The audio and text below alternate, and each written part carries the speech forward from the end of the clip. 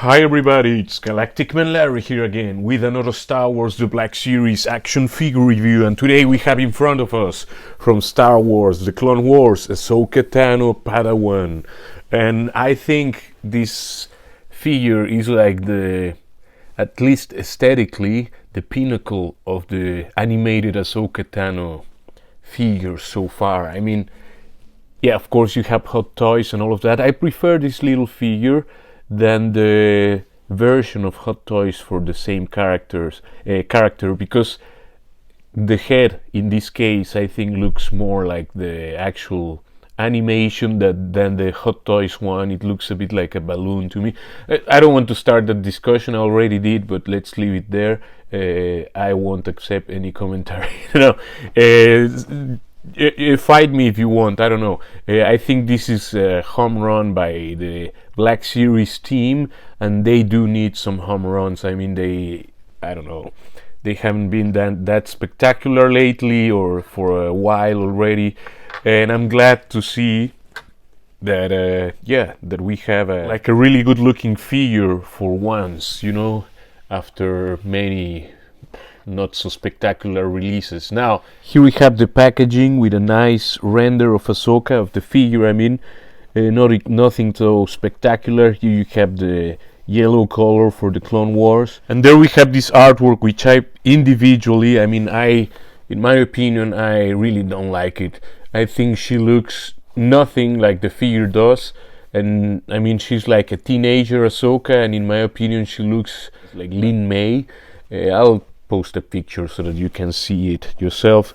Anyway, there you can read actually the bio. If you want to read it, pause it now and read it, and legal stuff and all of that. Let's take the box out of the way. There you have her looking great, and with everything she comes with, which are just these two lightsabers. Let's take her a bit closer to the camera, bring her a bit closer.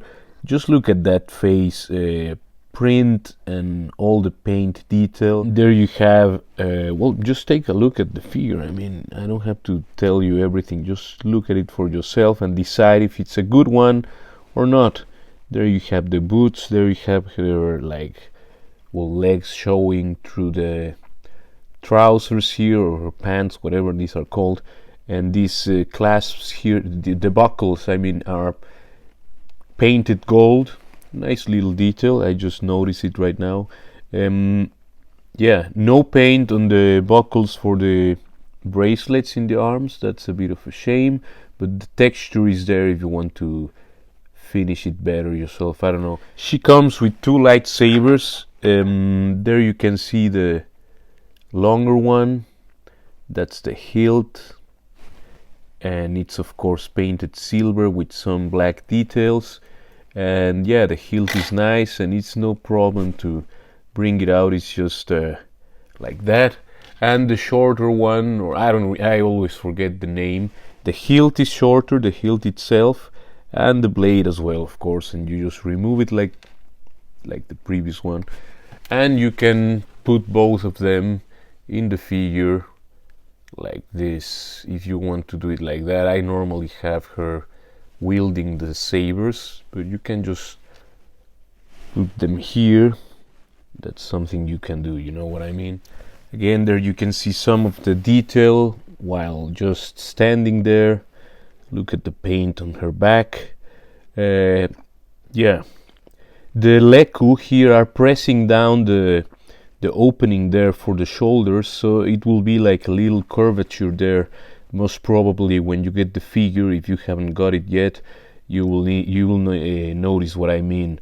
I did put the whole figure into hot water to unstiff some joints, and I was able to reshape that thing. But with the way the head is placed there, it always pushes down on that curvature here. Anyway, now let's check the articulation. I mean, the head is very limited on the movement. That's the greatest complaint I have with this figure. I mean, it's of course difficult with the design of this character because she has this tail montrail, or whatever these are called, Leku montrail. I always forget the name of these things, or I mix them up.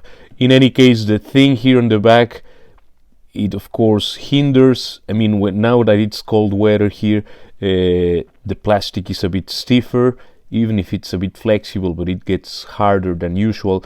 And yeah, I mean, just by looking at it, you can see where the limitations will be. She can look up only that much. It's more like for looking up, you will have to use the waist, and looking down is all. I mean, it's all hindered by her things here, you know. In any case, I mean, to compensate for that, the figure just looks amazing, in my opinion. You can turn her head only that far. The arms can lift, let's see, they can lift only up to 90.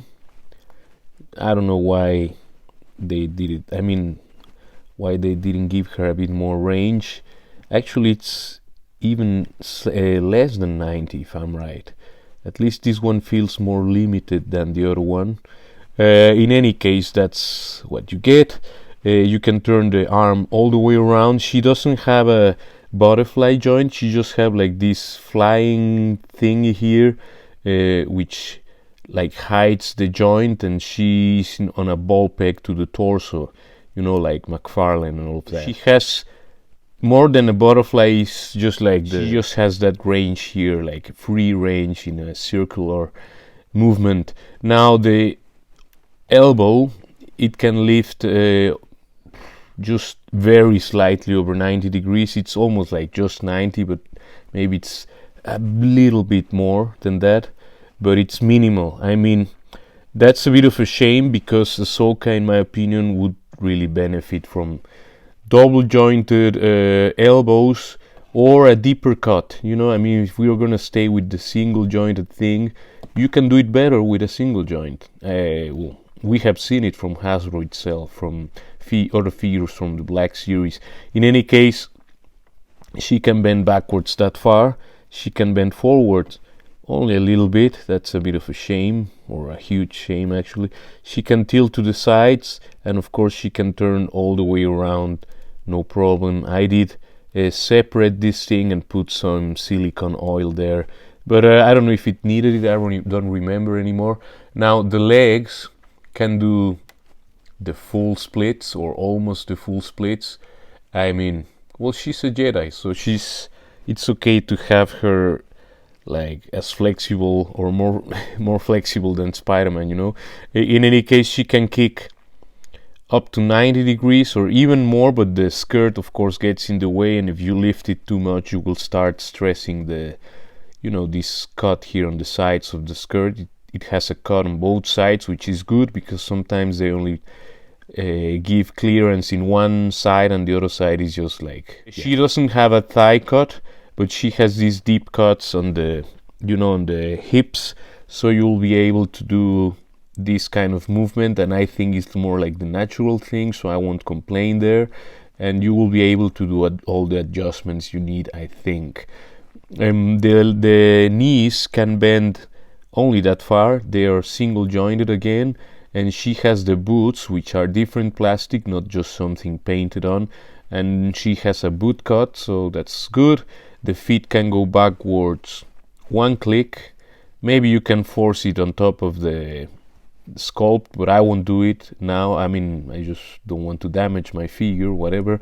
And almost nothing forward. That is yeah, that's not that good, I think. I mean, that she cannot really bend her feet forward. So in my opinion, or maybe, I mean, this won't be the most poseable figure ever, but at least she really looks great. For size comparisons, there you have the Black Series Ahsoka Padawan next to the Mafex Spider-Gwen, Chun-Li from Jada, and Cammy and Rainbow Mika from SH Figure Arts.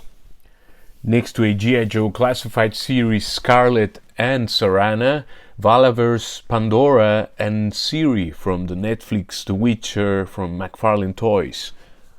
Next to Mara Jade, Asajj Ventress, Basti Lashan, and Ayla Secura. And next to Rebels Ahsoka, Clone Wars Season 7 Ahsoka, Ahsoka Tano from The Mandalorian, and Jedi Master Plo Koon. So that's it for this review. of the little Ahsoka figure from Clone Wars, as she was a Padawan. I think it's season 3 through season 6 or something like that. In my opinion, the best looking. I mean, this one is also really, really great looking. The best executed, because I mean, if they did this one again with this level of quality, we would be talking again. Yeah, but these two, you can notice the limitations they had with, or at least I don't know. I just think these two are much better in the quality or the end product we got. And yeah, I can only recommend. I don't know how available it is right now. I just got my 2 copies and I'm happy with it.